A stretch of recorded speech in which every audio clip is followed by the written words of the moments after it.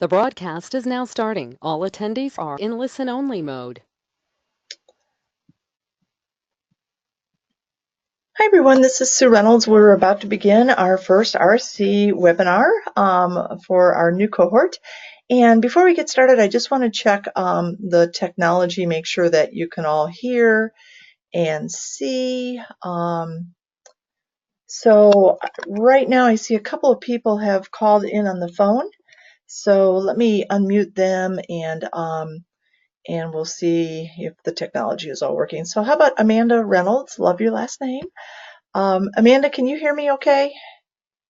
Yes, I can. Okay, that's good. And do you see a screen that's got a PowerPoint on the screen? Blue PowerPoint? Yes. Okay, Uh-huh. perfect. And just curious, I wish we could do two-way visual, but we can't with GoToWebinar. But can you see, is there a screen that's popped up that you can see me? Yes. Okay. Hi. Okay.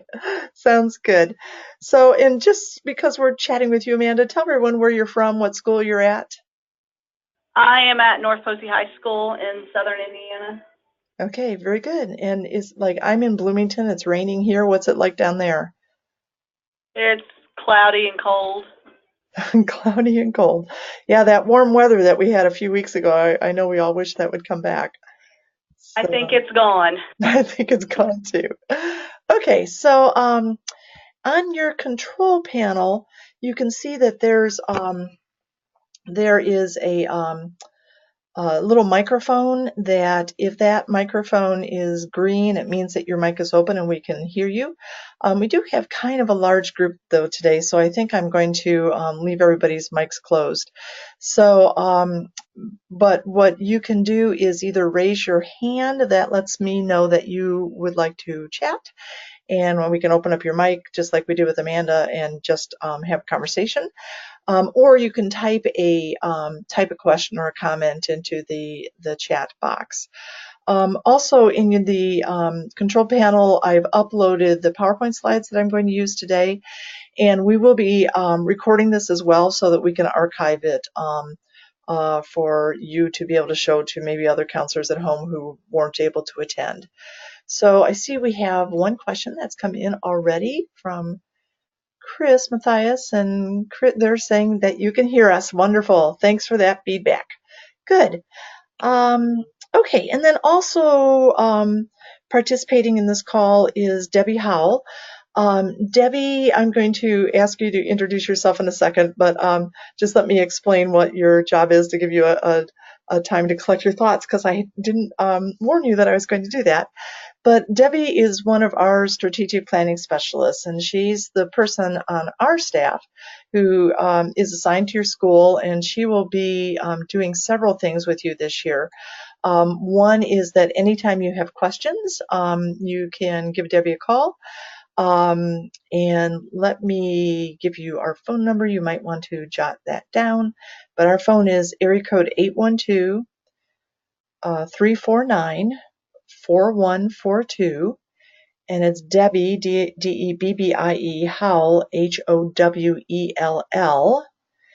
And her email address is Howell, Howell, at A as in Apple, S as in Sam, A as in Apple, institute.org. So it's Howell at asainstitute.org. So Debbie will be available for questions. We really pride ourselves in providing good, on-time, timely responses when you have questions when you call in to us. But then the other thing that Debbie will be doing is she'll be monitoring everything that you do. So if we start to see signs that things are falling through the cracks, or just something that's letting us know that maybe things aren't going the way we would hope they would go, she may just pick up the phone and call you as well. So we actively monitor what you're doing in your schools. And then each month you'll submit different work to us, and we'll read your work in regard to, does it meet our standards? Does it meet the Indiana Gold Star School Counseling Standards? Does it meet the ASCA RAMP Award standards? And Debbie will be reading every single word that you submit. And our commitment to you is that within 24 hours, Debbie will have a written feedback to you. Within 48 hours, I probably just panicked, Debbie, 48 hours, we'll have written feedback for you. So yeah, so we'll kind of be monitoring and coaching and mentoring and answering questions as we go along. And your point person for this cohort is Debbie Hall. So that said, Debbie, do you want to just jump in and kind of introduce yourself? And, Debbie just sent me a text on my iPhone that she was having trouble getting connected.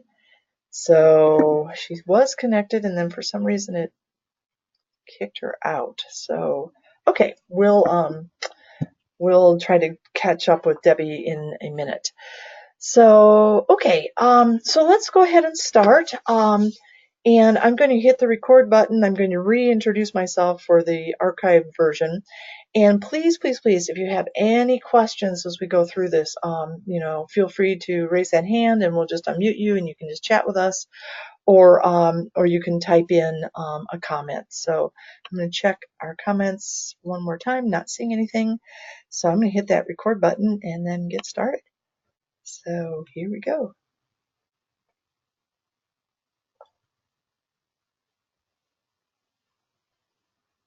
Okay, hello everyone. Welcome to Redesigning School Counseling. This is the first webinar for our 2017 B cohort, and we're really excited to start with a new group of RSC schools. So just a little bit of an introduction. So I've said already, my name is Sue Reynolds, but what I wanted you to realize is that I am a school counselor. I still view myself as a school counselor. I'm just not working face-to-face with students anymore. I'm working with counselors and supporting them in their service for students, but I still think of myself as a school counselor. So I worked in the public schools for 20 years, and when I was there, we developed the RSC model that you're engaging in, and then also the broader Guiding All Kids models that provides support for students from lots of different directions, not just from school counselors, but from the community and teacher advisors and parents and many, many different delivery models. So I did that all when I was in the public schools. I was really fortunate to be and humbled to be named the National High School Counselor of the Year by ASCA. And I'm a strong believer in professional development. I served as ISCA's executive director for about 10 years and also served on the ASCA board. I proposed when I was on the board the ASCA National Standards. I also proposed and then chaired ASCA's first developmental school counseling task force and also chaired their Leadership Development Institute. So I'm a big, big believer in professional development. And then when I left the public schools, I went to the Department of Ed to serve as the school counseling consultant. And when I was there, we developed the state standards for school counseling and the Indiana Gold Star School Counseling Initiative. So also has done a lot of consultation for school districts and state departments, foundations, just all kinds of groups on school counseling. So, okay, so that's just a little bit about me and how kind of this all got started. A little bit about our organization. ASA, or the American Student Achievement Institute, was founded by a group of school counselors in 1996. And we currently serve schools in 41 states who are using all or parts of the RSC model. And then our office is located in Bloomington. We're not associated with IU. Our mission for our organization is really simple: just raise achievement, close achievement gaps. Our expertise is in data-driven cultural change. I think, have some skill at taking huge initiatives and breaking them into small steps, as you'll see in a minute. We're also very good at creating efficient organizational structures, and that's what we'll be working on this month. And then I think we also we're kind of known for providing high quality technical support. We will anticipate what you're going to need, and we'll try to have that in front of you before you even realize you need it. And as I mentioned before, we'll be actively monitoring your work, and then we'll be available for on-call support. So we have served all kinds of districts, all sizes of schools, large, small, rural, suburban, urban, schools that are almost all white to schools that are almost all non-white, or minority. And then we've served some very affluent schools and some very poor schools. So RSC works in all schools because it's not a one-size-fits-all initiative. It's a process where you'll design the initiative that's right for your school.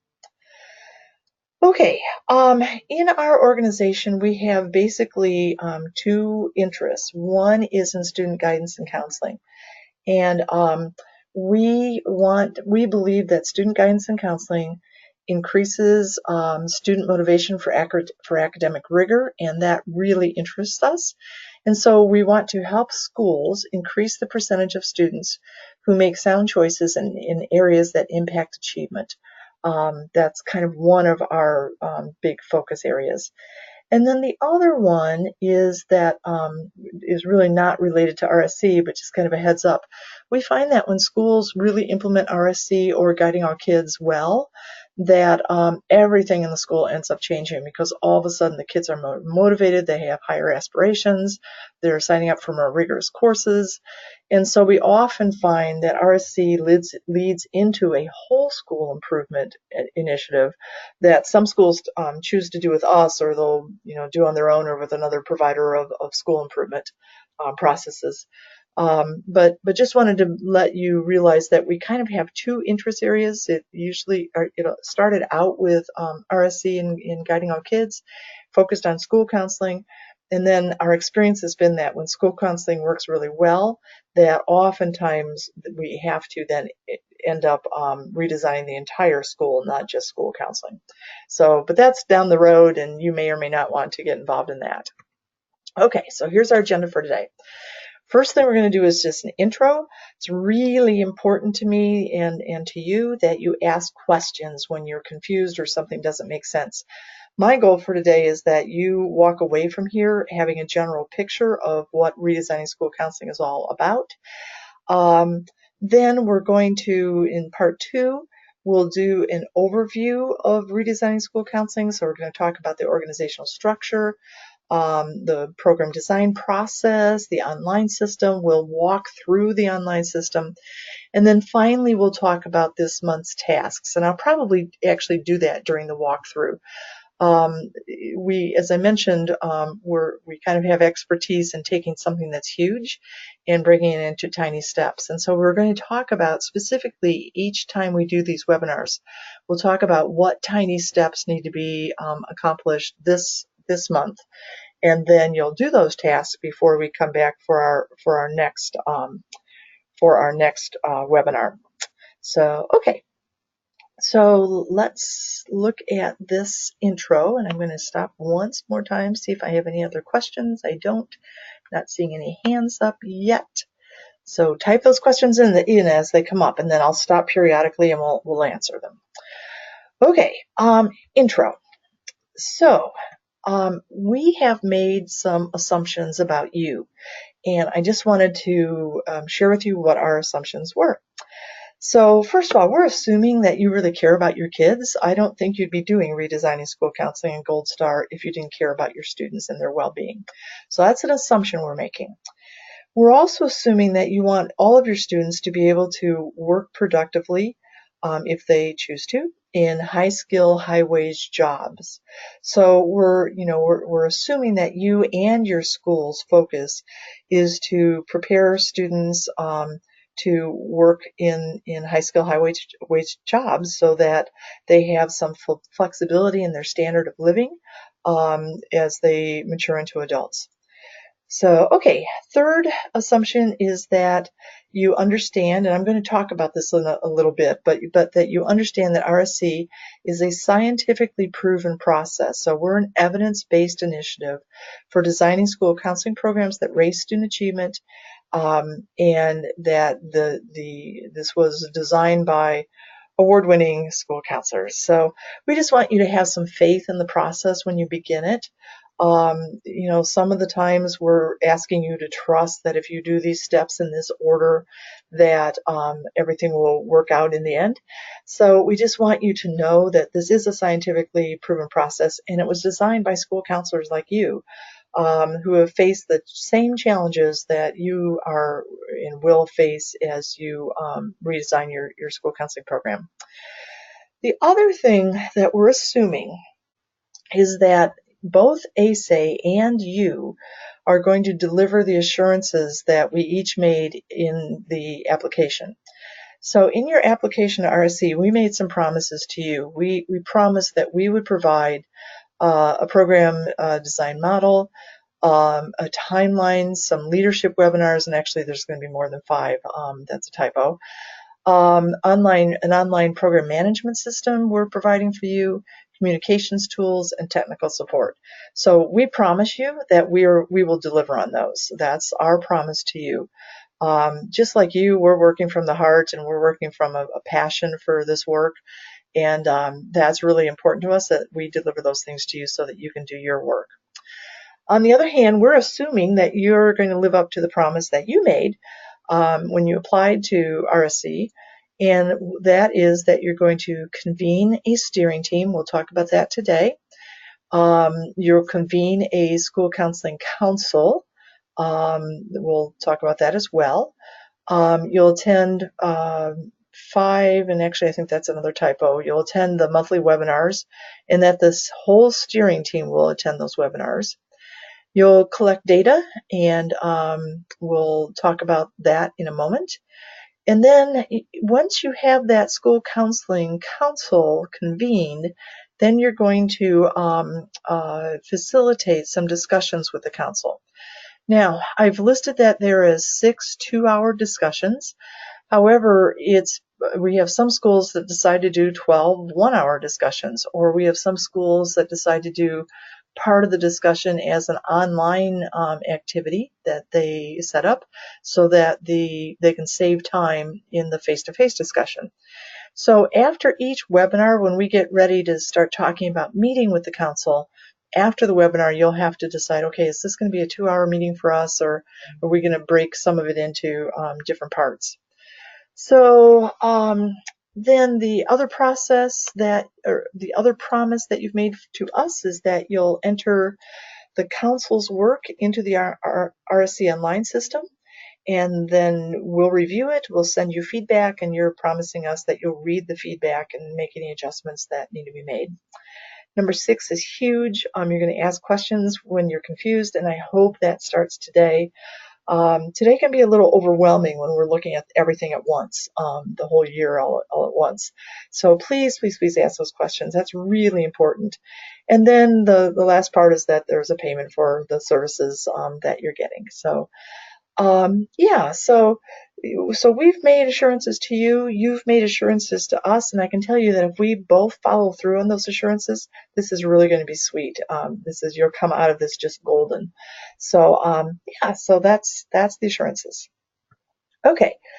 And finally, the webinars that you'll see in a second when we get to the online system, we're assuming that your steering team members are going to register for all of those webinars. So, okay. So I'm going to check for questions really quickly. I'm not seeing any other questions or hands up. So far so good. So I want to talk about the words that we'll be using this year, the terminology.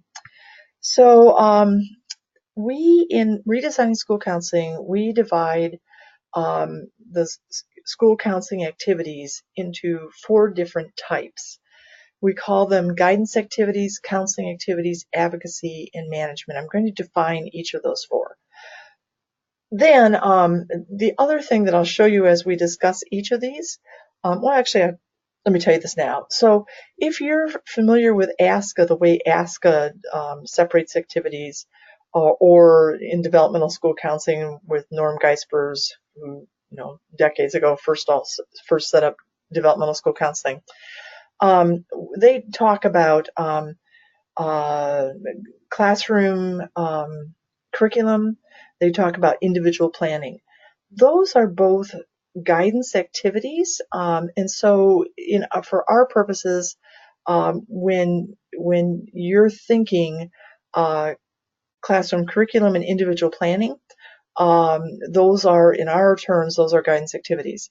The difference is that in your classroom curriculum, you're doing group guidance, and in your individual planning, you're doing individual guidance. But we consider both of those activities guidance activities. Okay, and I'll define that more in a second. In Geisbers and ASCA terms, they talk about responsive services, exact same thing as counseling. In ASCA and Geisbers terms, they talk about program system support. That's the same thing as our management activities. And then we include advocacy. We think it's a legitimate use of counselor time to stand up for groups of kids or individual students. So we include advocacy as well. Now, you may be asking, I'm assuming you're asking, why didn't we just use ASCA's terms or Geisbers' terms? Why are we switching? So we started out using ASCA's terms and Geisbers' terms. What we found was that once we started talking with people who were not counselors about the types of activities, when we said responsive services, nobody knew what we were talking about. When we said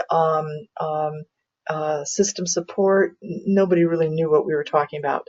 But people understood the words guidance, counseling, advocacy, and management. They were terms that were familiar to them, and we found that it's a whole lot easier to talk about school counseling and advocate for school counseling if you're using words that people are familiar with. So we're using these words, and then we're just going to define them. So, okay, but I did want you to see that how this is aligned with ASCA. Okay, then we have this other kind of program of activity that is not a legitimate use of counselor's time, which is non-program activities. Okay, so let me quickly define each of those.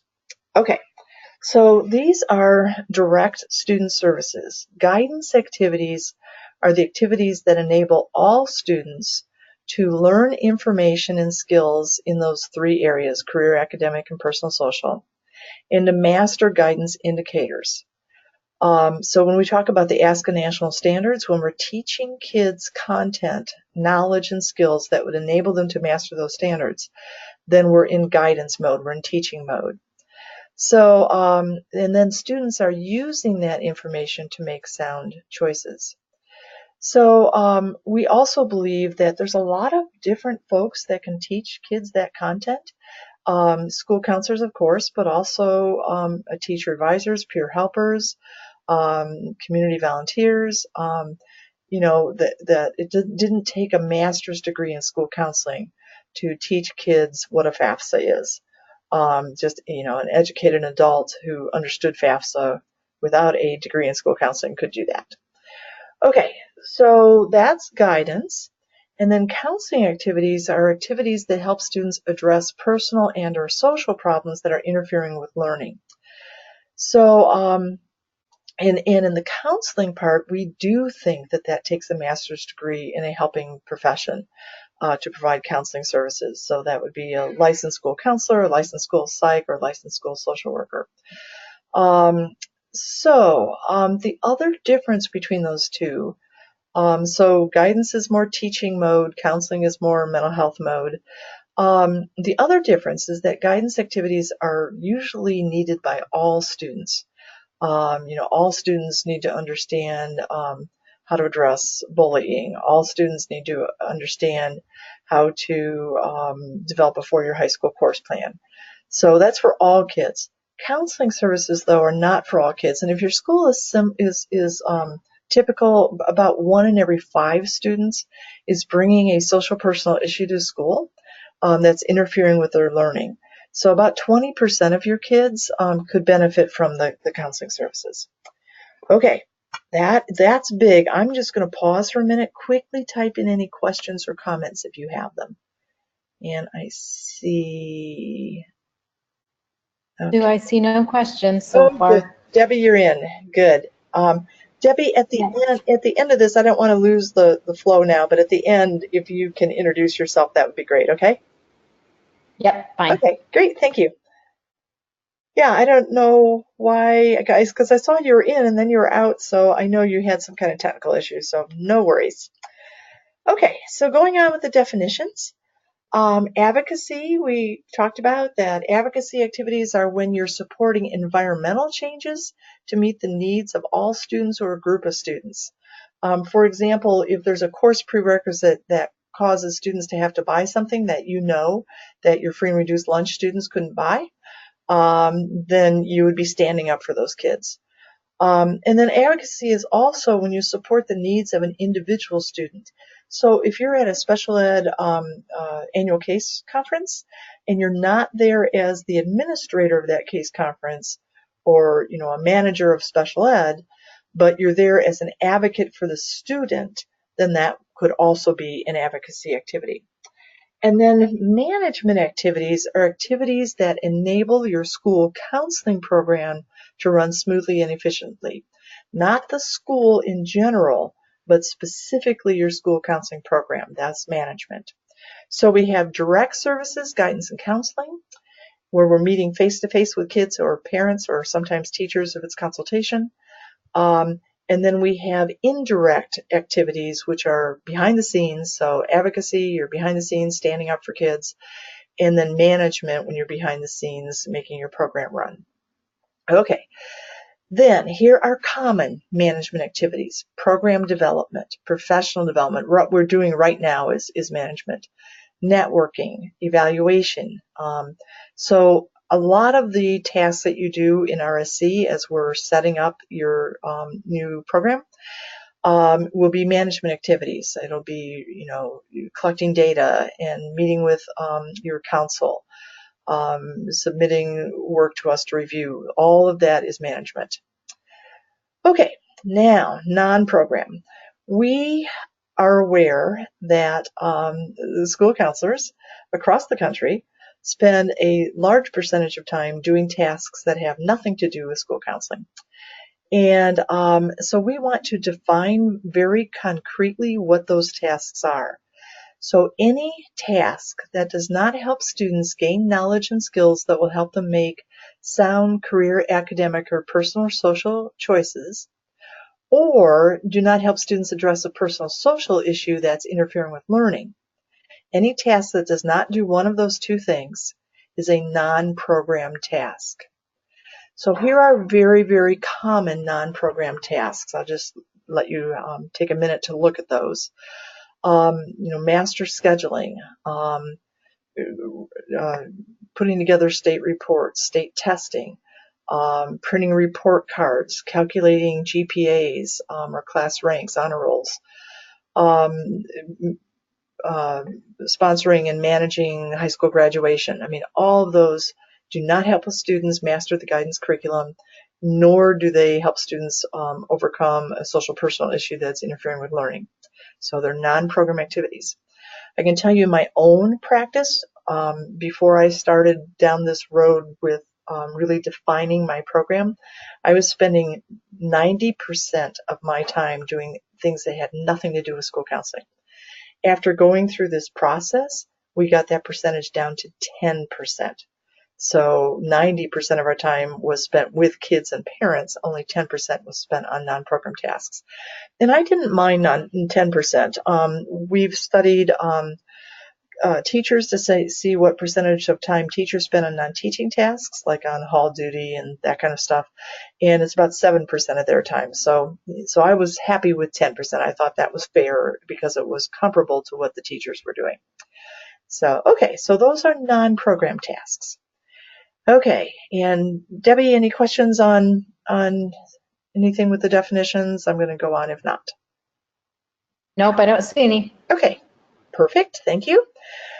Okay, so foundational beliefs. We believe that school counseling programs impact academic achievement by helping students make sound choices in areas that impact academic success. This is huge. You know, for a long time, I always knew that school counseling had an impact on achievement, but I had a hard time explaining that to folks, including myself. So finally, the light bulb went off that what school counseling does is it helps kids make good choices.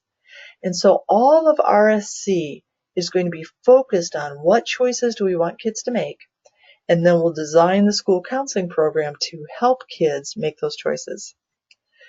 So we call this our school counseling pyramid. And basically, we believe that when students are involved in sound school counseling programs, sound guidance activities, sound counseling activities, they tend to make better choices, and then achievement goes up. So again, that's kind of just what we said on the previous slide. We've just done it here in a schematic.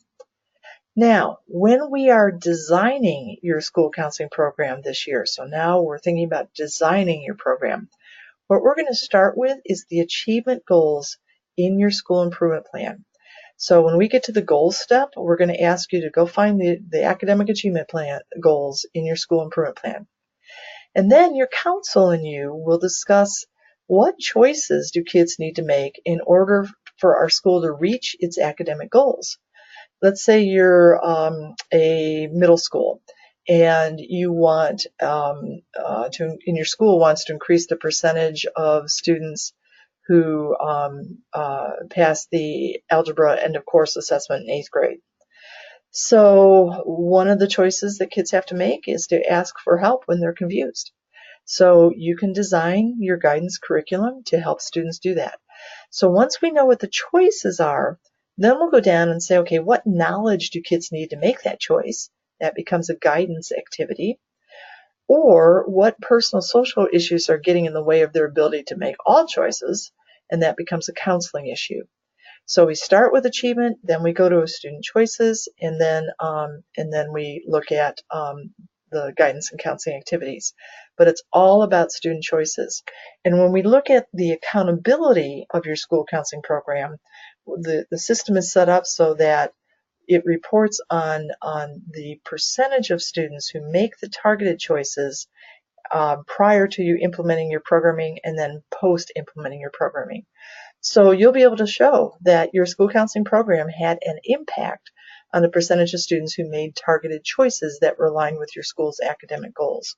It's really powerful data, one, to let you know if your school counseling program is working, but also for advocacy. So, okay.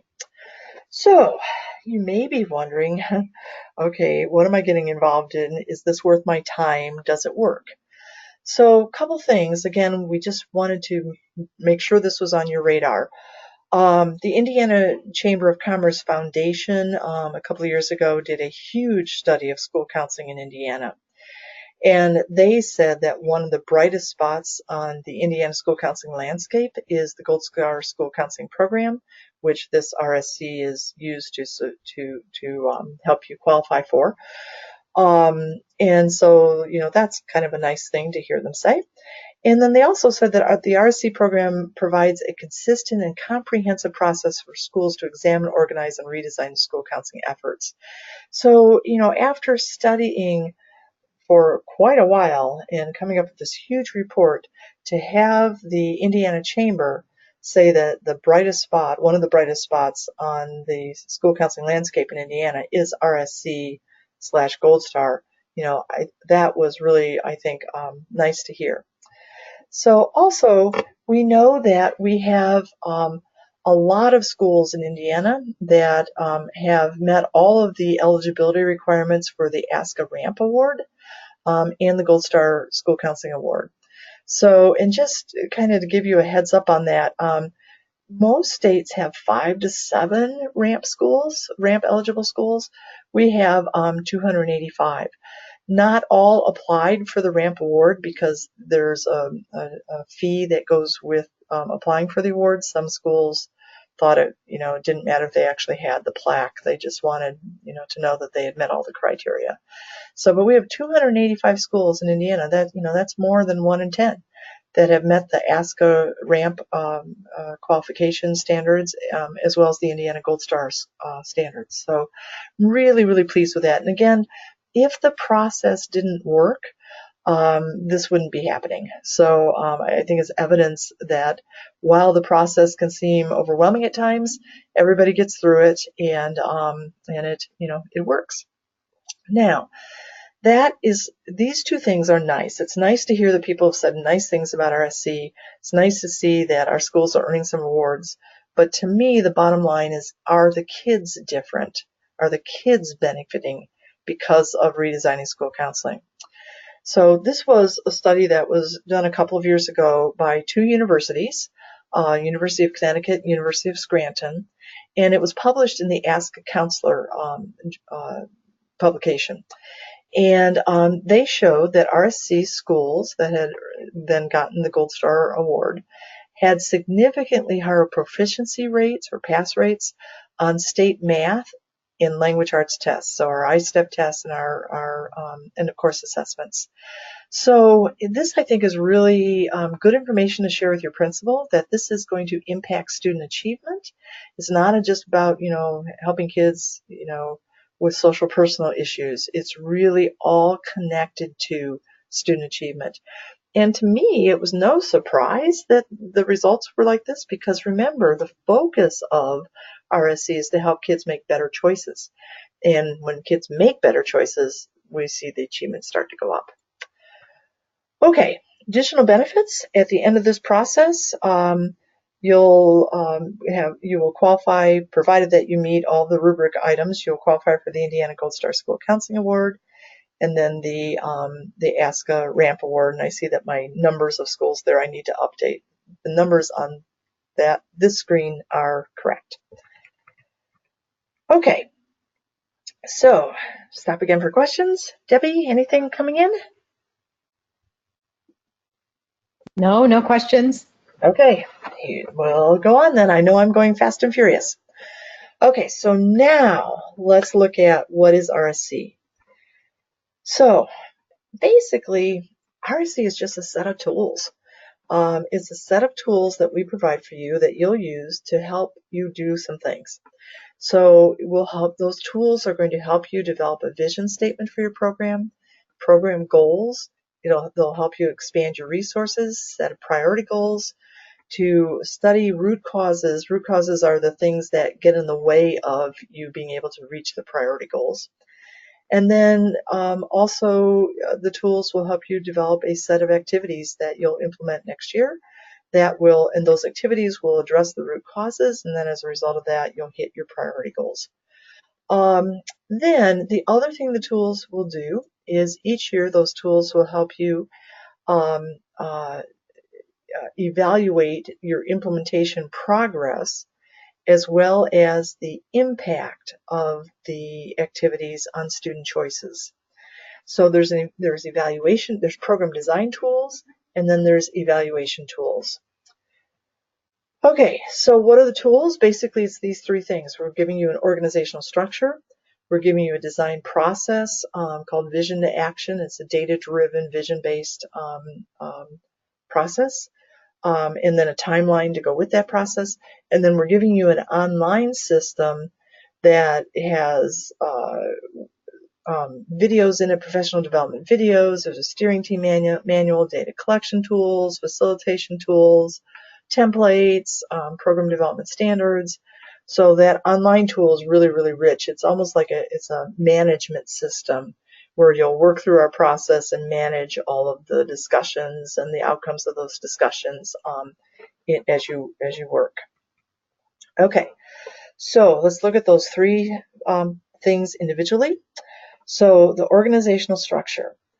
First thing you'll do, and actually we're hoping that you'll do this today, is to set up your steering team. So the steering team are the worker bees. They are managing this process. They're not the decision makers, they're the managers. Okay, so we know that you are participating in this webinar because you're a steering team member, so you are the manager of the process. So here's what your team will do this year.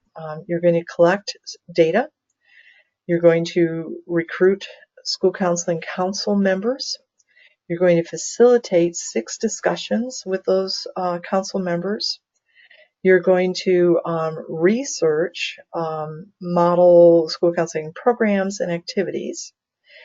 And then after each one of those council meetings, you'll document the council's decisions into the online system. So there's that documentation step. So people always ask me how many folks should be on your steering team. There are 2 that are required so that you at least have one other person at home that's been to these webinars that you can chat with afterwards. However, we strongly recommend a steering team of 5, and that's so that you can delegate the tasks that you're doing these 5 ways. So 2 members required on your steering team. We suggest that you do 5 and to delegate the tasks the way that they're on the screen right now. Okay, then the council is a second group. It's a much broader group. And the council members are really the thinker bees. So they're not managing the process. They're just going to show up at meetings where you facilitate that meeting. And you'll say to the council, let's look at this set of student data. Here's some discussion prompts about the data. And at the end of this discussion, we need to come up with goals, or we need to come up with activities, or whatever. So you'll be facilitating the discussions of this council. The council tends to be a large group because we want all the different stakeholders to be there. And basically, they're responsible for providing input and feedback. They may, down the road, choose to implement guidance activities themselves. They don't have to. And they may become school counseling champions. They almost always do. Once they see all the student needs data and see what skills and expertise you bring to the table, they will become your biggest cheerleaders. So members of the Scout Council, required members are teachers, students, parents, and community members. And I left one out, business members as well. There's 5 requirements. So teachers, students, parents, business members, business representatives, and then community members. And we also want the council to mirror the makeup of the community. So if you have a Hispanic population in your community, we want to make sure that some of your council members are Hispanic. If you have low-income students in your community, we want to make sure that some of the parent representatives are parents of low-income families. So you're looking for a broad-based group, usually 25, 30 people. And we'll give you some tools for recruiting these folks. But it's a very broad group of thinker bees. They come to the meeting. They're going to think. They're going to make some decisions. They're also the decision makers then. And they're broad-based teachers, students, parents, community members, and they mirror the makeup of the community. And I'll give you some more information in a second on recruiting those council members. Okay, so you have 2 different organizational structures. You have your steering team, those are the managers, and then you've got your very broad 25, 30 members of the council. Those are the decision makers and the thinker bees, if you will. Okay, so what is that council going to do? Well, and what will you do as the steering team? In November, so what we're prepping for right now, we're getting ready. So today, in a minute, I'm going to talk to you about specifically recruiting your steering team, recruiting your council, and collecting data. So that's your task for November. Then, after those initial tasks are done, in December, you'll meet with your council for the first time, and you'll introduce them to all of this. We will give you everything you need, PowerPoint, scripts, discussion prompts, documents that you can blow up in the posters. I mean, we'll give you everything. Agendas, the whole bit. So you'll have that discussion with the council in December. And then in January, you'll meet with council again. You'll talk about the vision for where you're going. That gets everybody on the same page.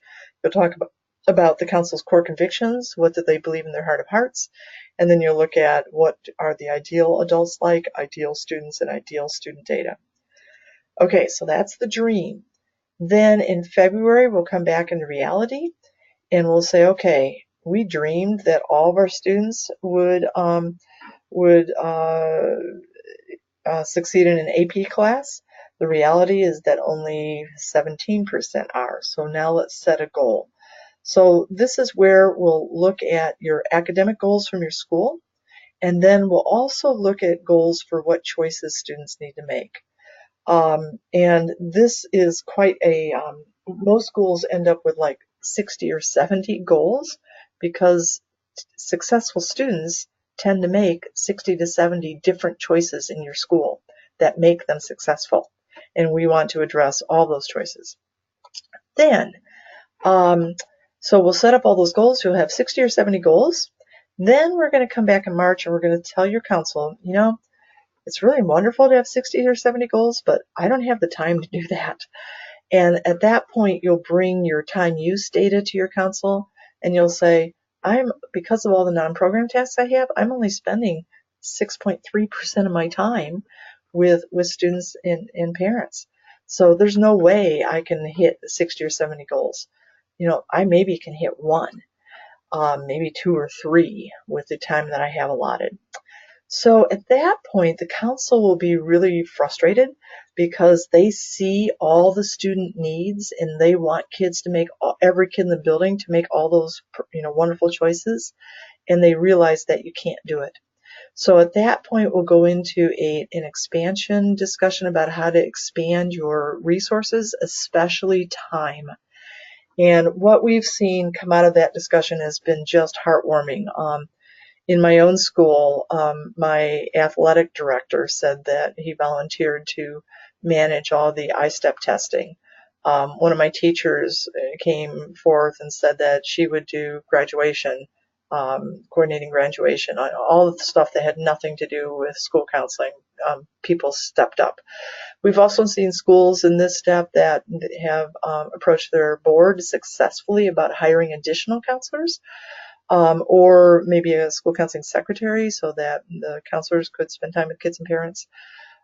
So this is really a key step in the process where we're going to expand resources and then narrow down the program goals into priority goals.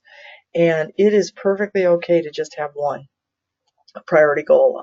Although most schools, I think, will have 2 or 3. We actually don't like to see more than 3 because if that's a goal that every student in the building is going to hit, that takes a lot of work to get that in place.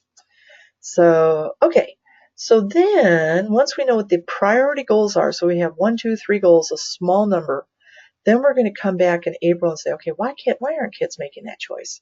And it tends to be one of 3 areas. They either don't have knowledge that they need, they don't have an opportunity that they need, or they have a social personal issue that's going on that's messing up with their ability to make all choices well.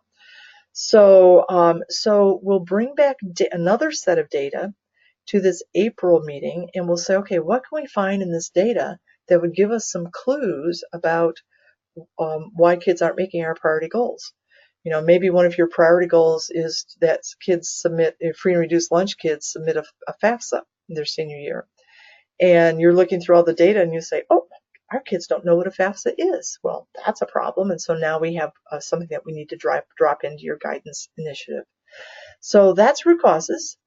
Then once we know what the root causes are, so maybe it's the kids don't know what a FAFSA is one of your root causes, then we're going to go and explore, well, what could we do about that? So we'll explore different delivery methods. We'll explore different activities. We'll see what other schools are doing in Indiana, outside of Indiana. We'll do a major exploration there, research, to see how could we address each of your root causes. After we've done that research, then we'll come back and meet again with the council, and we'll have a discussion about what activities to drop into your school counseling program for next year. And again, these activities will be designed to hit the root causes. And we know if we hit those root causes, kids will make the choices that we want them to make. And then as a result of those making those choices, student achievement will go up. And then finally, in June and July, we have a little bit of program development still to do, like creating lesson plans and coming up with a budget. And then we'll also ask you to describe the advocacy that you do for your school counseling program, and also the professional development that you participate in, for example, this webinar. Okay, so that's it kind of in a nutshell. Yeah, I love this women's expression because I know that right now this seems a little bit overwhelming, and here's what I want to say about that. We just looked at the whole year all at once. You can ignore all of this page except for these 3 steps in November. Don't worry about anything else. This is the part about trusting us, that if you just do each month's steps, as we describe each of them, at the end you'll be golden. So if you're feeling overwhelmed right now, don't worry about the rest of this. Just think about getting ready. We always talk about this because some people like to see the big picture. So here's the big picture. If that's stressful to you, don't worry about the big picture. Just look at November. Okay. Okay. So other things to remember is that RSC is, it is a comprehensive program. We are going to divide it into small steps. There will be tons of resources. That the process is doable. We've had hundreds of schools successfully complete RSC. But the biggest thing is to remember that this is going to help your kids.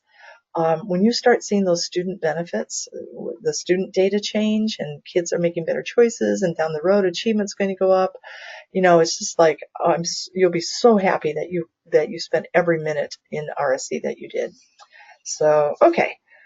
Let me back up. Let me ask for questions, and then we'll go into the RSC online system and talk about the tasks for this month. So, Debbie, any questions or comments? It looks like you're good for right now. Okay, very good. So, let me go into the online system. And here we are. Okay, so when you log into the system, you want to go to www.asainstitute.org/RSC.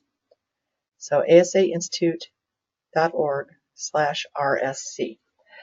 Okay, so once you're on our public page, then you want to click on RSC School, and you're going to log in as your school. I don't know if I can get this because I'm already logged in. Nope, I can't. On the next page, you'll have a little message that says if you no longer have your username and password, download this sheet and email attach it to us. And it'll give you an address to email attach it to. That sheet needs to be filled out by your principal, and your principal needs to tell us to whom he or she would like us to send your school's username and password. So if you no longer have your username and password, then that's how to get one. Okay, so when you log in, every one of your schools currently has a page already set up, and I just happen to be looking at the one from North Posey Junior High School. So when you log in, the page will look like this.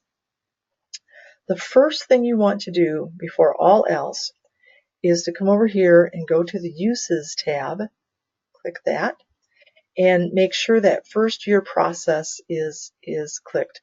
We actually have 3 different webinar series, and we want to make sure that this is supporting the one that our first year schools do. So first year, and then down here there's just a set of questions. Does your school currently have ramp? My guess is you're probably going to say no. Are you seeking the ramp? Maybe yes, you'll say. When do you anticipate submitting your school counseling program portfolio to ASCA? So that would be in the, let's see, you're going to finish in 2018, in the summer 2018, so that would be October 15th, 2018. Does your school currently have Gold Star? My guess is you're saying no. Or some of you are in renewal and you might be saying yes there. So are you seeking Gold Star? Yes. And then the date for that one will finish up, actually it's going to be in July, but you will finish up in July 2018. So you'll pick that date. And oh, no, I'm wrong. It'll be June. And then did your district apply for the planning grant from Lilly? Yes. And was it approved? Either one, yes or no. Okay, so we just need to get that information and just answer these questions. And I see there's a couple of questions here that we need to update real quickly. We'll have that done ASAP. And then just when that is all finished, making sure that you hit the save buttons. So that customizes the online system for your school. So I've clicked, or it's already clicked here, first year process. And again, I didn't save anything, so North Posey, when you come in, you won't see these things that I've clicked. So first year process. Now I'm going to go, I can either hit back. I'm going to go ahead and hit the back button, so we're starting here. Next thing we want to do is to click the process page. Okay, so first year schools and renewal schools go through the same process. If you're a renewal school, we're updating all the different parts of your portfolio. And so the only difference really between you and you and a first year school is that first year schools are starting with a blank piece of paper. When you have discussions, when you go into the online system, you'll just be updating work that's already there. So for example, if you're a renewal school and we're doing visioning, you'll have that visioning discussion with your council. And then when you go to enter it, if nothing's changed, you still have the same dreams. You would just leave that vision statement exactly as it is. So, okay. So there are 3 tabs on this that I wanted to point out to you. And again, if you're a renewal school, this looks very different, but it's really the same. We took your process page and we divided it into 2 sections, foundations and counselor. So the foundation tab, it includes it's kind of like following a cookie recipe. You're just going to, read this RSC approach. It's like a 1-pager, and then just click it, that's finished. You're going to participate in the webinar or watch the webcast, and you're doing that, you're participating. So I can click that. You're going to watch a little video on how to recruit your steering team members later. So once you've watched that little video, it's short, you'll click that. So you'll see that in all through these, sometimes we're going to have videos that are available for you, and other times it'll be these webinars. So you're going to enter your steering team members. Let me show you how that works. So I'm going to click that, and I'm going to add a steering team member. So I would come up here, and we've got one person in here already. It was the initial member of the steering team. And then you can add a new person and put that information in and just save it. And then you'll have all of your steering team members in. Okay. The next thing is to enter the primary contact. So everybody on your steering team will appear here. You're just going to check the one that's the primary contact and hit save.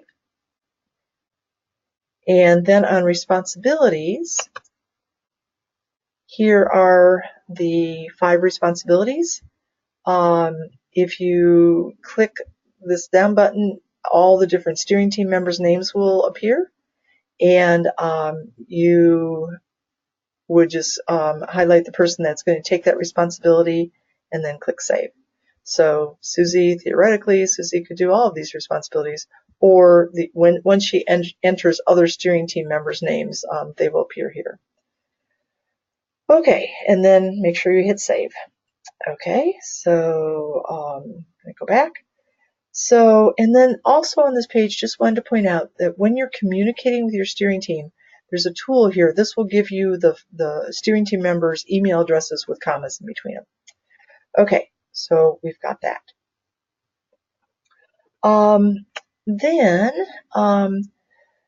So that takes us through this whole, getting organized step. We're all good on that. Let me see if I can refresh this page real quickly. I know our team has been working. There we go. So the next step is collecting data. Make sure that you watch the webinar on how to do that. And it will explain to you how to do the rest of these steps. So when you're ready for that, this will happen after you've delegated those tasks. Whoever is responsible for the data collection will put it in there.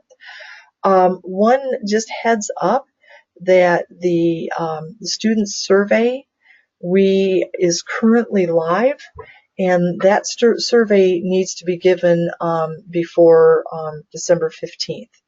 So if I go ahead and click enter,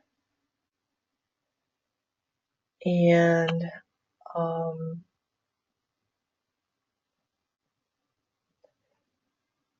one of the things that I need to do is to select the question sets when I'm setting this up.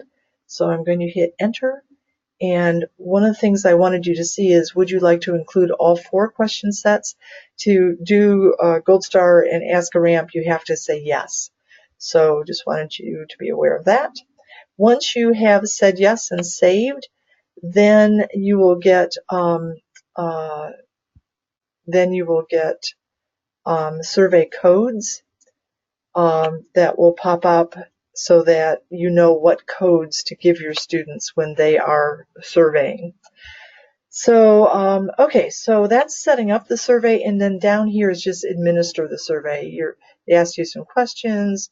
It asks you to distribute the administrator instructions, then to survey the students. And if you have any students in grades K2, this will be live, and you can go in there to get the tools for surveying the kids K2. They do not survey online. That's a paper survey. And yeah, and then as your students survey, this number will change. And it will also list the names of the students who have surveyed. So, okay. So that's kind of setting up the survey. And again, I think the easiest way to give the survey is to pass out the administrator instructions to maybe, and if you're in an elementary school, to all of your teachers, and ask them sometime before December 15th, would they please set aside a half an hour for the students in their classes to survey. If you're in a high school or middle school, you could say to your third period teachers, please survey all of your third period students between now and December 15th. And if you do it that way, every student in the school will get the survey. So, so yeah, now, if by chance your school gave this survey last spring, you do not need to survey again. So we're talking now about last spring's survey. If you didn't survey last spring, you would need to give this. Then the other thing we need to make sure we tell the students is, if they're surveying this year, we need to tell them, think back to the grade you were in last year and answer the questions as though you were a student at the end of that grade level. So when it says, did you talk to your school counselor this year about education? This year means last year. So we're thinking back to last year. That is a little confusing, and normally we want all schools that participate in RSC to survey in the spring before they start this process with us. But we know that because of the Lilly timeline, that some schools did not. So if you did survey last spring, you're golden. You already have your data. If you did not survey, then we need to just do a quick survey this fall. Okay, let me pause here and see if we have any questions. Or Debbie, anything you want to add? No questions, and I think you covered the question that I had. But I did wonder, if you are a renewal school under RSC uses, are you selecting first year or are you selecting renewal? You are selecting first year. Good, Debbie. Good catch. Yes. Well, let me think about that. What did we do last year, Debbie? Do you remember? Everyone was a first-year school. Yeah, that's what I was thinking. Okay. So everybody, even if you're a renewal, select first year. You will still be a renewal school in our system. What that means is that you're participating in the first year curriculum. So, okay. Okay, good question. Anything else, Debbie? No, that's all. Thank you. Okay, good question. Okay, so looking through the rest of this collect data, we've got different things that we need to do. Estimate the counselor time use percentages, begin the counselor time use log. This is brand new. I'm really excited about it. We need to ask each of the counselors in your building to begin this log. And let me just show it to you real quickly. What you'll do to get this set up is you answer some default questions about the start time and the end time for when you want your counselors in your building to start logging their time, and then what you want the time blocks to be. That becomes a default. Each individual counselor, once they start logging, can change this. If they want to log their time every 5 minutes or every 30 minutes. If they, the default is 7 o'clock, but they're always there at 6 in the morning, and they want that to be the beginning of their survey, then they'll want to change that. So, and then you need to make sure that you've added all the counselors in your building, and so you would add a counselor here. And when you add that counselor, what the system will do is it'll send an email to that counselor, and it will give them a specific link to their individual log, to that counselor's individual log, with some instructions. So, so that's how you set it up. And then once the emails come to the counselors, you'll be able to see how they get in and log and the kinds of reports that you can get out. The nice thing about logging online is that the computer is going to do all of the calculations for you. When we did this as paper and pencil or even as an Excel spreadsheet, we weren't able to do that. And then the other thing it's going to do is it's going to aggregate the time used for your entire school counseling department. So if there's more than one counselor in your building, it'll aggregate all that data together. Okay, so that's that. And there will be a link here to a video that talks more about the log.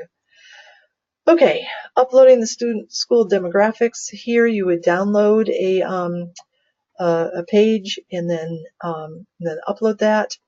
We're going to upload your student achievement goals out of your school improvement plan. This is a self-study with models of school counseling programs that we've designed. And then another self-study on student opportunities and another self-study on program resources. Now, I'm hoping that you could see why it might be good to have 5 people on your steering team. If you had 5 people on your steering team, you could delegate all of this. So you could tell one person, will you do the student demographics? Another person would do the student opportunities self-study.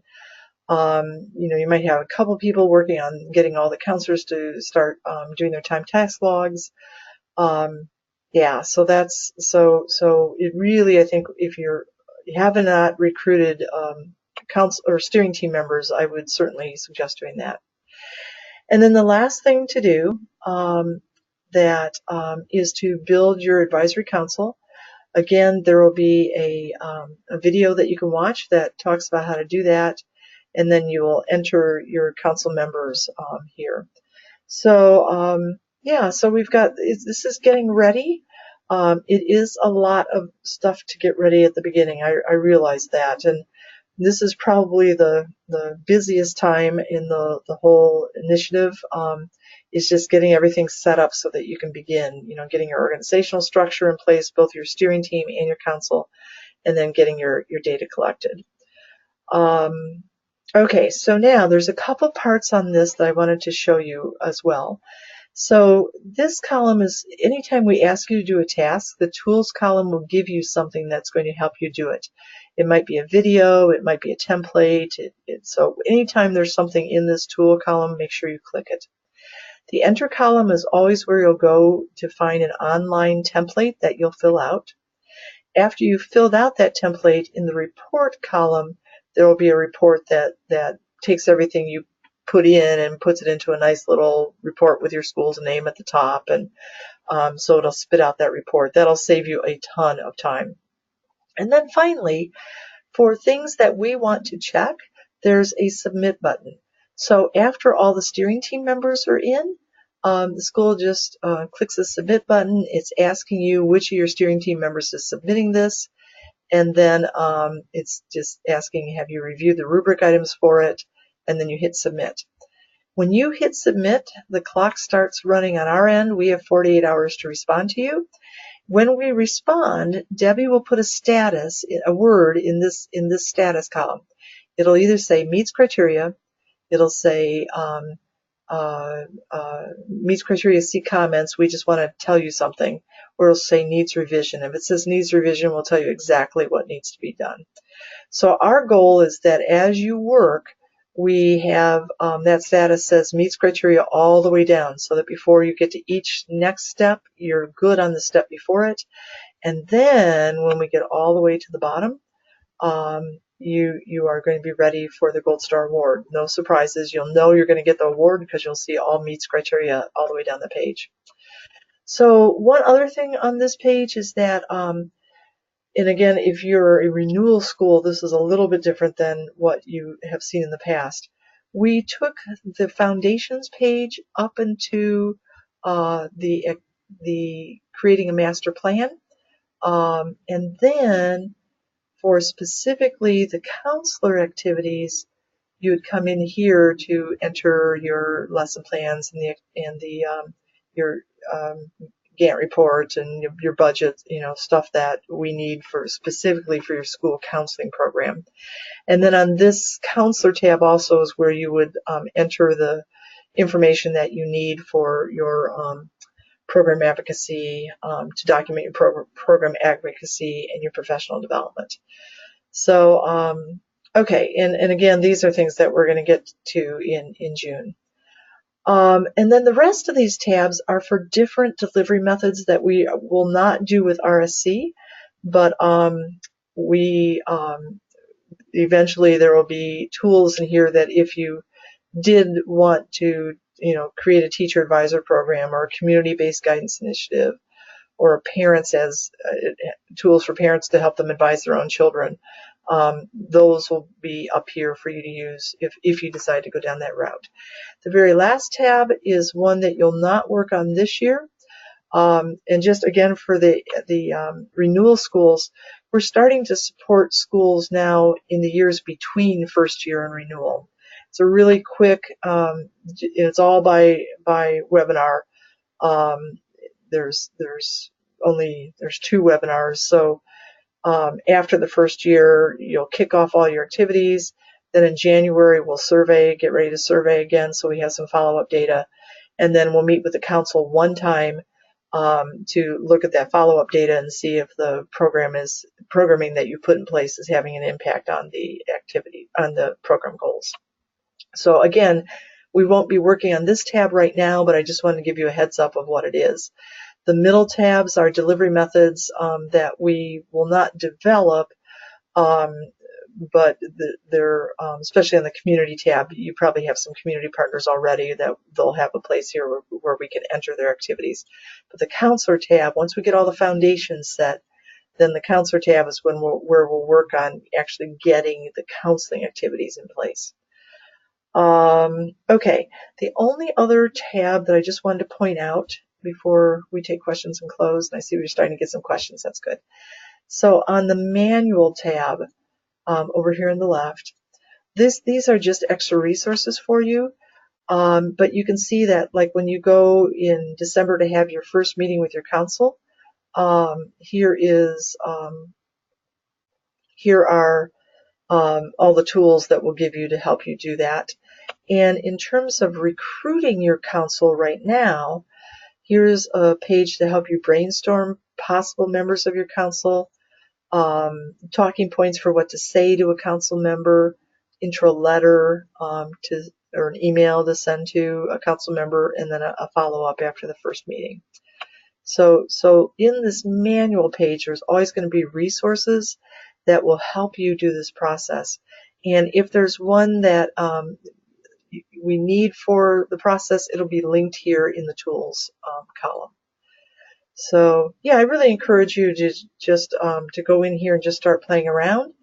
And again, if you get stuck and you don't know where to go, what I always do, because you can see that this is a huge initiative, I always click on the process tab. Your first step is to read this RSC approach and then check it off. Watch this, you participate in this webinar, check it off. Enter your steering team members, check it off. Just go down in order and just check off one step after another. Okay.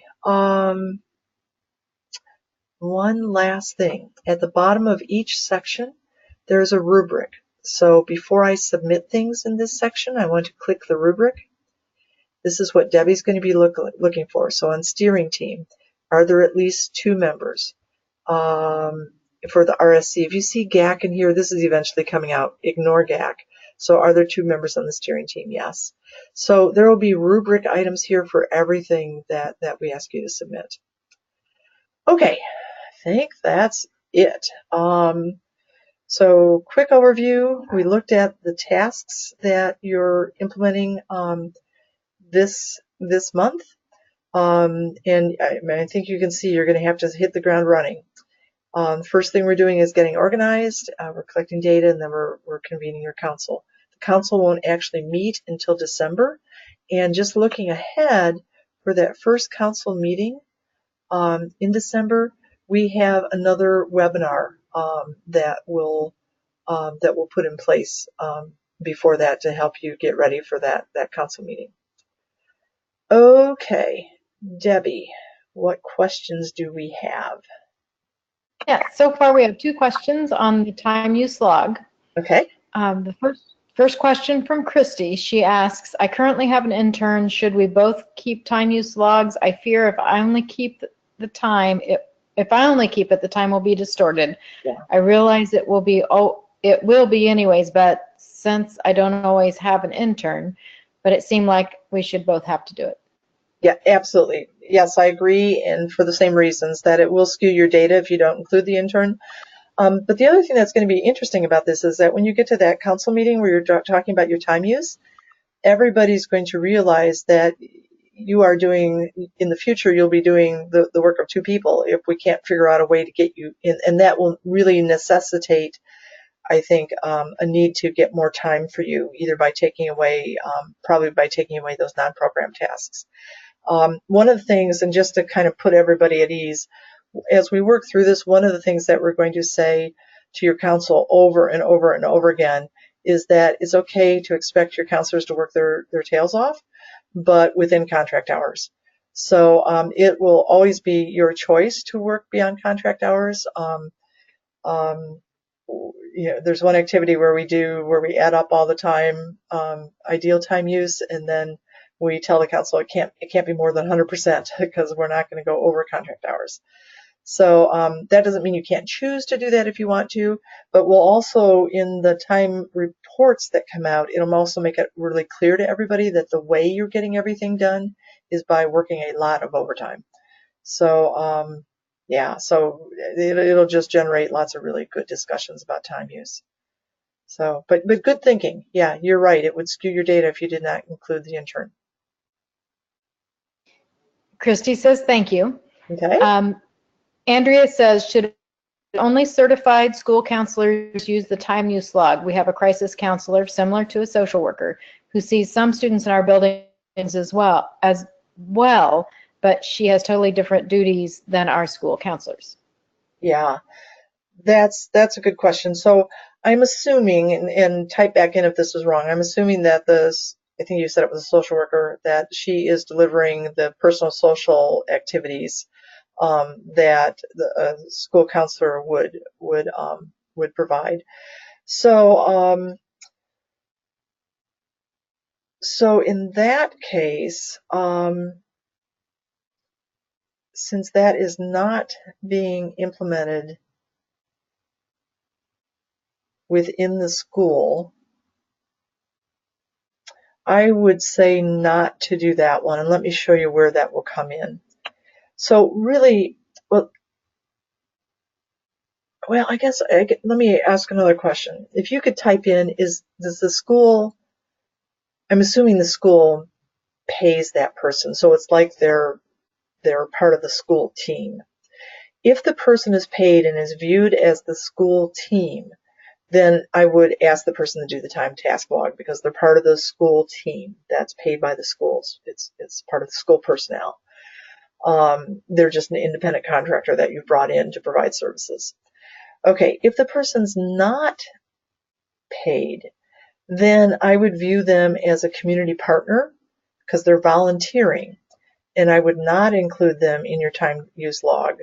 And you'll be able to establish later that you already have some partners that are adding into the time that's available, and one being your local social work organization. So yeah, that's an interesting question. I think the time use log, we really want that to be for the team that is paid by and supported as part of your school team, either through salaries or through independent contractor contracts. And everybody else would be a volunteer and would be part of the community. Okay, so Andrea says contracted through another agency, but yes, on the school team, it's the Youth Service Bureau. Yeah, if it's part of the school team and the school has, or the district is paying for that independent contractor, then I would have them do a time use log. Yeah, good question. I'm surprised we haven't had that come up before, but that's a good question. Really good. She said, thank you. Okay. Okay, let me show you, let me see if I can do one thing. What time is it getting to be? Oh, let's not. I was going to go in and show you what the counselors would see when they log in. Actually, let me do that real quickly. I'm going to take my screen down because it's going to, okay, here's what I'm going to do, and then I'll undo it. I'm going to go into begin the counselor time use log, okay? And I'm going to add myself as a counselor, and I will take this out later. So here's my email address, and I'm going to save. Now, as soon as I save this, it's going to send me an email. Okay, I'm going to not show my screen for a minute. Okay, I think you can hear my voice but not show my screen. I'm going to go in and get my email. Oops. Yeah, that's right. Hang on here. And sometimes my email is really slow.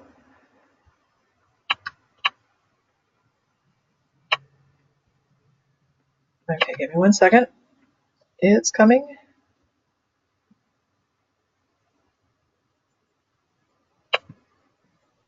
Next. Okay, so I've got, in my email, I have an email from ASA, and the subject line says RSC, your counselor time use log. So, okay, let me show my screen again. Okay, so here's what that email looks like. You're receiving this email because a member of your school is redesigning school counseling, and then it gives you your personal link. So I'm going to click on my personal link, and the very first thing that happens is that I'm asked to kind of set up my own personal log. So it's asking you for contract hours, and then actually total weekly contact hours, and then it's asking if I'm a full-time equivalency. If I'm full-time, I would put 1. If I'm half-time, I would put 0.5. And then I would type in my time use goals. So I'm just going to say, let's say 20% on guidance, 30% on counseling. I'm just picking numbers that I hope will add up to 100. so you can see it's at totaling them down there. So 10% on management and 20% on, I just picked those numbers out of the air. And then I want my log to start. Sometimes I get to school really, really early, and I want to log from the moment I'm there. So I'm going to start at 4, and sometimes I am there really, really late, usually not after 10. So, and I like to do 20-minute time blocks, but you can choose whatever you want. Okay, so I'm going to save that. And then after I save that, now my default is this page. So I'm going to type in, what I did. So I might say that I met, not at 6 in the morning. Let's say that actually that morning I didn't come in until 7:20. And the first thing I did was I wrote passes for kids to come in and see me. So that is a program management step. So I pulled down the M. Then the first student came in to see me at 7:40. That was John Doe. And John Doe came in to see me for a guide or counseling discussion, something to do with a social personal issue. So I'm just totaling those up and just kind of writing them in here. The video will show you how to do this too and give you some tips on how to do it. But then there's summary reports that I can get out. I can look at what my goals were, and then we'll look at what percentage of time I was in those goals. There's a time use summary that you can see, how much time you spent each one of these things, and then it adds up the percentage. Weekly entry, this gives you, so you can kind of see changes in time percentage as time goes on. This will help you kind of figure out like when's the best time when do you have the most time, when you have the least time during the year to do different kinds of activities. So, and then there's a tips up here that kind of tells you when to complete the log, which categories to use, save time with multiple block entries. So no more do we have to total up 3,000 little time blocks. Literally at the end of the school year, it'll just all do it for you. It's the first year we've had this, so if anything looks funky in it to you, we've tested it, but sometimes schools will enter a page in some way that's different than what we anticipated, and then we get a little glitch. So let us know if anything looks kind of funky about it. So, okay. Any other questions? I just want to show you that real quickly, and then we'll close. Yeah. Does RSC suggest ideal time use percentage goals? That is a really good question. We do not. We think that should be a local decision and that it should be based on student data. So we are actually not going to you're going to start logging now so that we can have real data when we need it. But we're not going to look at that data before we ask your council to establish the ideal or the desired time use percentages for you. And the council will have looked at student needs data by then, and I'd be extremely surprised if they put a high percentage on non-program tasks, because they're going to know that kids have a lot of needs and that you need to be with kids. So it just kind of depends on what the data says. If you and what other services are already available. So if you're in a rural community and there's absolutely no mental health counseling nearby in your community, you may end up putting a higher percentage on the counseling activities than an urban school that has a community mental health center or 2 or 3 of them within a few blocks of their school. So we think it's different for every school, and therefore we don't recommend time percentages. We also think it can change over time. Like, I know that a lot of our schools after Combine, they increase the percentage of time on the counseling activities. And then years ago when the School to Work funding came out, which was for career development, we saw a lot of schools switch their percentages closer to or make higher percentages in guidance. So it kind of fluctuates, a little bit over time, but it certainly fluctuates depending on what other resources are available in your community. So good question. So Christy asks for a little bit of a definition. So the estimate step in the process list is just guessing what we currently have? Yes, the estimate is just guessing. And then there's a step later where we'll actually pull the data and update it from a guess to a database data. So, but we want you to guess right now. It's just kind of interesting to compare the guess to what the data says. I know in my own practice, I just hated to do those non-program tasks, and I actually estimated them a little higher than they ended up being. I think I estimated 99% or something. So it's just kind of interesting. And the other thing is that we want you to think about that because it may come up in discussions where I don't think it will come up, but if it does, we want you to have thought about that, and so that you can say to folks in your council, I haven't put together any data yet. We're doing that right now, but my guess is that I spend about 20% of my time in non-program. Or you might have that discussion with your principal or whatever. So, but then we'll update it with real data based information later. Yeah, good question. That's it. Okay. So now, last thing. So I am really aware, as is Debbie, that we just covered a ton of stuff all at once. So just a reminder, if you get stuck, and tomorrow it's likely that this is all going to be like confusing to you because we just did so much at once. So anytime you're stuck, hit this process tab and see what step comes next. Okay, that's just kind of what the always to do when you get stuck. And then the other thing is that if this all feels fuzzy a little bit tomorrow, feel free to pick up that phone and just call Debbie. If Debbie's not working with another school, she's there ready to pick up that phone and answer your question. We try to always return phone calls within 24 hours. Usually it's within, what would you say, Debbie, an hour or two before you can get a phone call returned? Yeah, it's usually within the day. Yep, easily. Okay. But there are times, like we know this week Debbie's going to be out of the office on Wednesday at another event that we're sponsoring. So, it may be next day, but we really try to get our responses to you ASAP. So pick up the phone. It's perfectly okay to call Debbie and say, Debbie, I have not a clue. It all made sense when Sue talked about it, but now it's all fuzzy. Where do I start? I don't even know where to begin. So it's perfectly okay to ask Debbie that. We also realize that right now you're navigating the online system for the first time, and that can be a little daunting in the beginning too. That's why I kept saying when you get lost, come back to the process tab. Okay.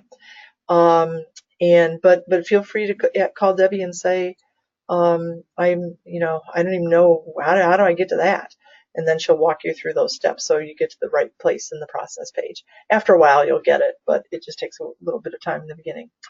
So, okay, I think that's it. Debbie, last words. Oh, and Debbie, do you want to introduce yourself real quickly? I'm sorry. Well, first, did you tell them about the PowerPoint that you attached here? Yes. Okay, sorry, since I missed the first part with I'm obviously not a tech person. But my name is... You are with our system though, but go to webinars, yes. Another animal. Yes, go to webinars, another animal. So my name is Debbie Howell. I've been working with RSC. I think this would be officially my second year, kind of like that, right? Yeah. And third year, yes. Well, I've been here. I've worked CSC, College Success Coalition, so that's been another initiative that's been really great. I look forward to working with everybody. The schools that we've run through, that we've helped through RSC, we've had really great responses from them. They've done a really great job. So I look forward to another good process year with you guys. Thanks for joining us. Good. And Debbie really is an expert in this. I was so impressed with Debbie last year. Debbie, what percentage of the schools I mean, you guys now know how big this initiative is and all the little steps. I mean, it takes a while to get through. What percentage of the schools that turned in the first assignment actually completed? Is it 95? You're going to put me on the spot. Yeah, I was going to say it's the high 90s that we had good schools that completed. Yeah. So, and that's, that's because Debbie's out there paying attention to what you're doing. If we start noticing that things are going south, she will be on the phone calling you. And if you're struggling, call Debbie. I like to suggest that you view Debbie as a member of your steering team. So that's why she's on our staff, to help you. So please, please, please call her. And she has a really good success rate with her schools succeeding in this process. So yeah, very cool. We are really quick with our response, and that's my goal, is to get everybody helped out. And we have one real quick question. Do you want them to start logging right away in the time use log? That would be wonderful, yes, because the activities that you're doing right now in the school year are probably going to be different than the activities that you're doing in January and February. So again, to give you the most complete picture of how you're using your time, we want to capture as much of the school year as we can. In past years, before we got to the Lilly timeline, we actually would have started doing this last February, so we'd have an entire year's worth of data. So yeah, we wanted to start logging as quickly as possible. So, as fast as possible, meet with your other counselors if there's more than one counselor in your building, and kind of get everybody on board on that. So, good question. Okay, I think that's it. Thank you. Okay, Yeah. Thanks everybody. Call Debbie, call Debbie, call Debbie. So, okay, talk to everybody later, and look forward to hearing how things went and talking with you next month. Thanks. Bye, everyone.